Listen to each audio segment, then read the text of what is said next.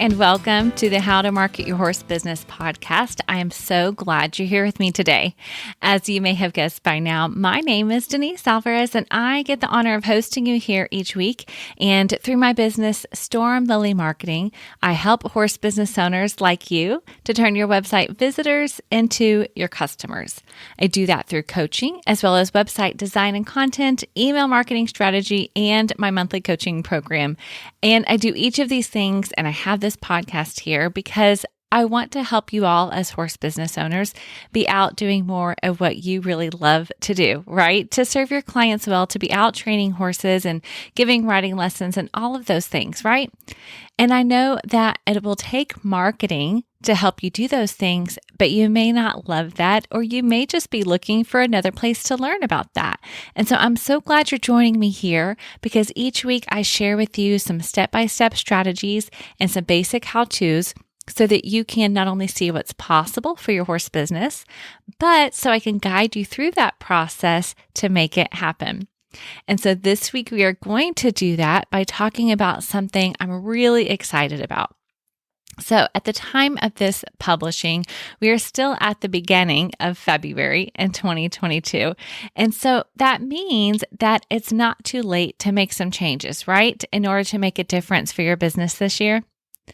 So that's why I wanted to share with you something that I really believe that every horse business owner that wants to reach more people, whether you're wanting to reach them because you have a method of working with horses or a method of working with people. I know we have some listeners that are really good instructors and they're teaching others how to be good instructors, right? Or maybe you have products and services that are related to the equestrian industry. But the reality is, if you want to grow your business, then you're going to have to do some marketing, right? And there's something here that I want you to hear that I think will really help you in your marketing this year. Now, before I share that, let's do a few word pictures together, shall we? I want you to see why I think this one thing is so big and can really help your horse business in 2022. Now, imagine with me if you had apparel, maybe for your brand, right? You have some hats, you have some sweatshirts, things like that.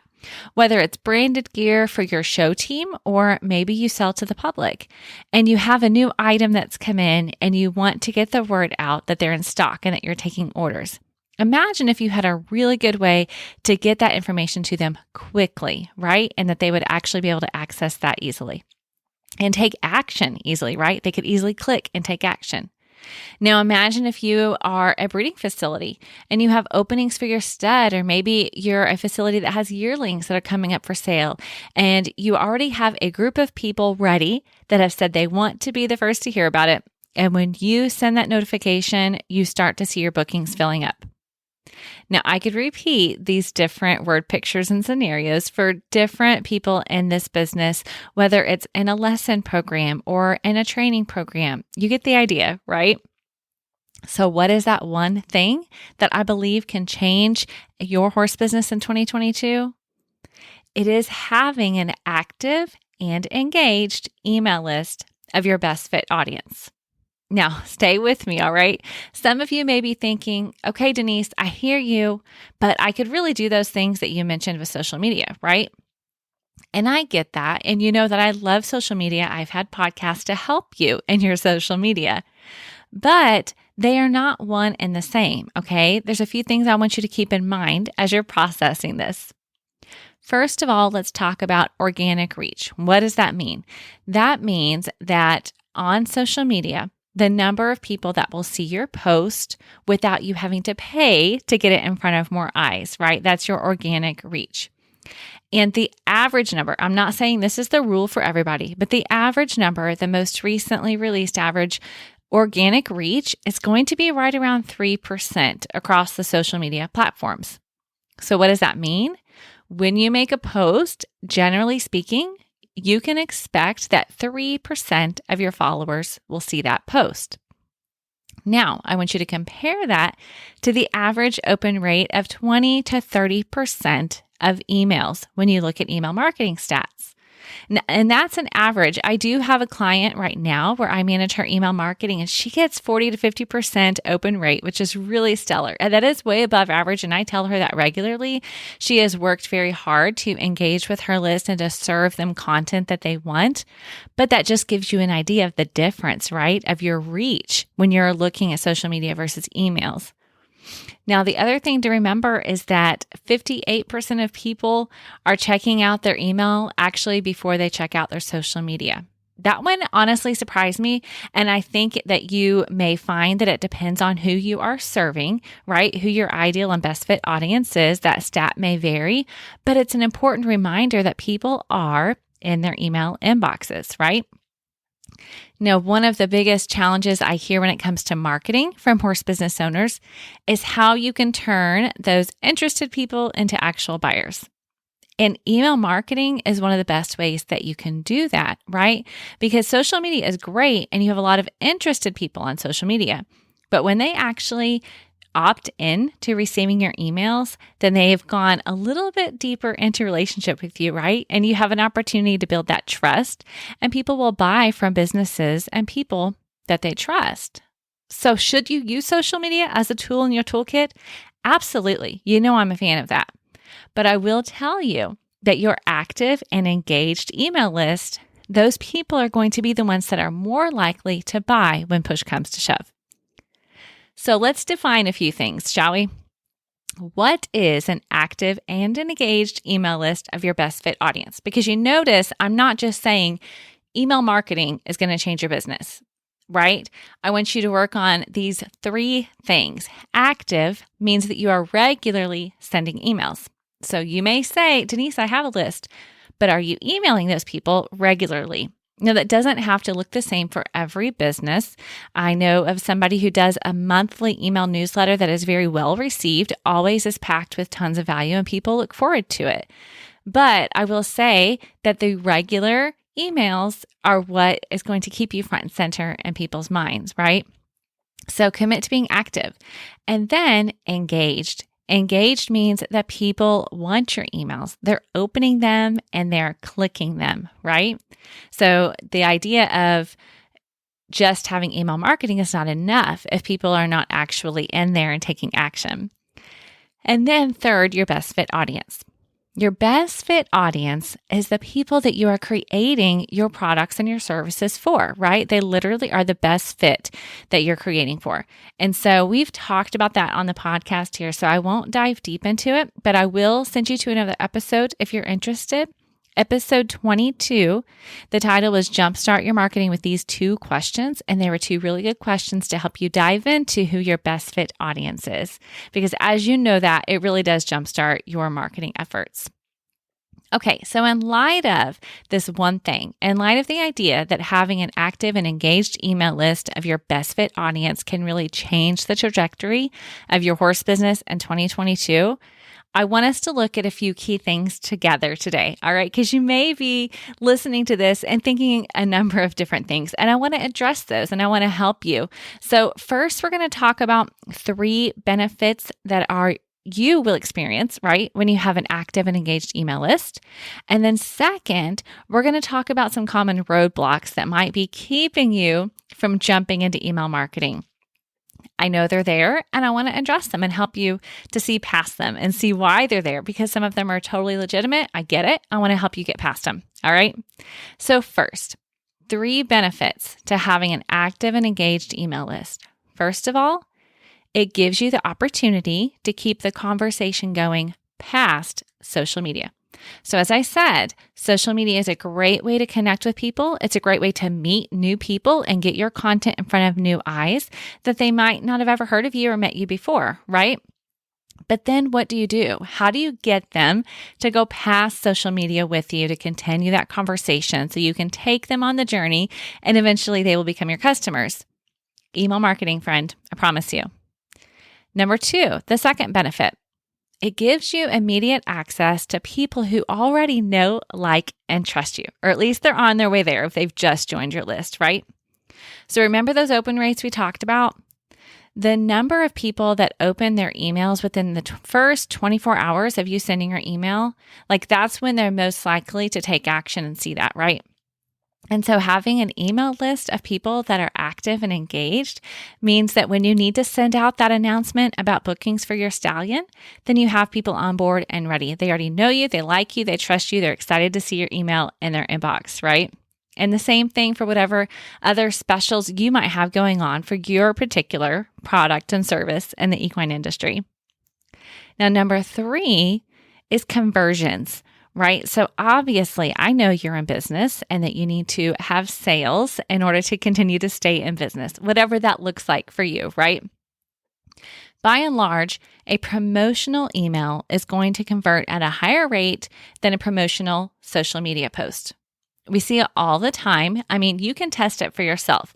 Try it in your social media. Have 3 or 4 posts in a row that are promotional in nature, and you will see your engagement start to go down, right? Now, I will tell you the same thing would happen in emails. You want to serve more than you sell, and we'll talk about that. But still, when you have a promotional email, you are going to get more people taking action. Most likely, of course, there are, exceptions to every rule, but you're going to have more people that have already built that relationship with you and they're ready to buy when the time comes. So those are 3 really big benefits I want you to keep in mind and consider as you're thinking about email marketing for 2022. Now, let's look at some roadblocks, right? I know that there are some things that are keeping you as a horse business owner from really making the leap and making a commitment to email marketing. So what are some of those roadblocks? First of all, I know this is a biggie. It feels like you're spamming people. And I get that. And it is true. One of the top reasons that people choose to unsubscribe from emails is because they get too many. And I get that, and it can be true. However, if you are choosing intentionally to deliver valuable content, if you're not just selling, if you're giving them interesting information, if you're giving them a helpful tip, if you've been intentional about getting the right people on your email list in the first place, then you don't have to worry that you're spamming people because you're providing helpful information and they've asked for it. And the ones who find it valuable, they'll continue to stay on your list. And those who decide that it may not be for them, they may opt out and unsubscribe. And that's okay because that's their way of self-selecting and really helping you because they're saying, I'm not going to buy this, so I'm just going to go ahead and get off your list. So that's fine because you want to serve the people that are going to buy your products and your services, right? So I get that sometimes it may feel like you're spamming, but I promise you, if you give it a try, then you'll discover that people really appreciate what you're doing. Now, the second common roadblock is I don't have time for this. Now, here's what I will say. I do not have a time machine where I can magically give you more time in your day to do the things that you think you want to do. But what I can tell you is that we all have the same number of hours available to us, every one of us. And we all get to make choices about how we spend that time. Now, I say that knowing that, yes, we also have things that define how we spend our hours and our day. We have families to take care of. We have businesses to run. But frankly, when we decide something's important to us, we put that time and effort in, right? We make it happen. And so with email marketing, there are ways that you can make it simpler. You can schedule emails ahead of time. You could schedule 3 emails ahead of time and be done for a month if you're saying you're going to do 3 a month, right? You can make the time for whatever it is that is important to you and that you want to do. So I get that that's a roadblock, but I'll just tell you that there are tools available to help you. I love to provide helpful tips to you all the time, but ultimately it's up to you and how you choose to spend that time. Now, number 3, the other roadblock is that it's too complicated. It's overwhelming. You're comfortable with horses. You're comfortable in the barn. But once you sit down at a computer, you feel lost. You feel overwhelmed. You feel frustrated. And I totally get that as well. Like I said, these roadblocks, I'm not labeling them as excuses. They're genuine roadblocks, and I get it. And here's what I'll tell you.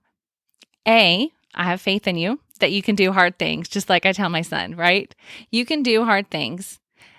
B, I'm here to help you with that process. Okay. I love to help give you tips and information. And actually, I've created a new free resource just to help you specifically with this, right? If email marketing feels complicated or overwhelming to you, or maybe you're just not sure how you would find the time to add email marketing to your list, the Beginner's Guide to Email Marketing for Horse Businesses was created with you in mind. You're going to learn how you can email a large group of people on a regular basis, or let me rephrase that, in any size group of people on a regular basis, but large meaning even if it's more than 10, right? Because I don't want you going into your Gmail or your Yahoo account and emailing your clients of 10 to 30 and blind carbon copying, right? That's not email marketing. I want to help you set it up the right way. I'm also going to show you in this free guide how to build your email list with people that actually do want to hear from you, and how you can regularly deliver valuable content so that you can turn those interested people into your buyers. So this free guide is available right now. Head over to stormlily.com/email guide to get your free copy today. And then, of course, I will have the link in the show notes at stormlily.com/64 as well.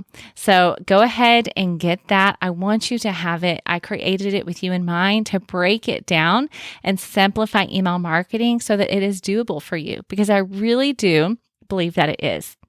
And I believe that every horse business, no matter what your niche is, no matter who your audience is or your size, I really believe that you can benefit and your business will benefit from an email marketing strategy. I want you to create one that fits your goals for your business. It's not going to look the same as everybody else's, but what will be the same is that you're going to serve your audience well, and it's going to help you reach the goals that you have for your business. All right. So go ahead, give the free guide a try. It's totally free. So there's no reason not to just take a peek at it, right? And see if you can try your hand at it. And of course, if you have any questions along the way, please know I'm always happy to help. You can send me a message on Instagram or Facebook, send me an email, get on my website, stormlilymarketing.com. Feel free to reach out and ask me any questions that you have. All right.